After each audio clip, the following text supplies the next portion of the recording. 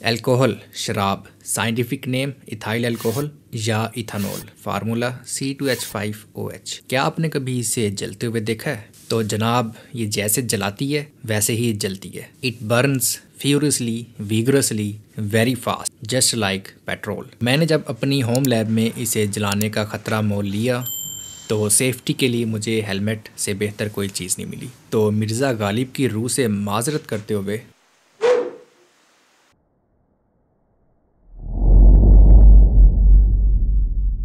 और जैसे ये जली उससे मुझे आइडिया आया क्यों ना इसका रॉकेट बनाया जाए।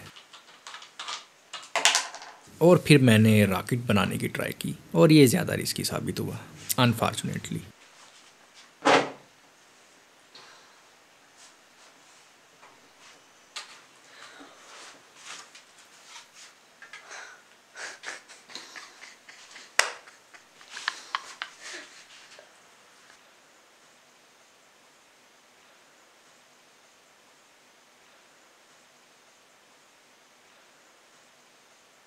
लेकिन ऐसा मुमकिन है, फ़न तो अभी शुरू हुआ है।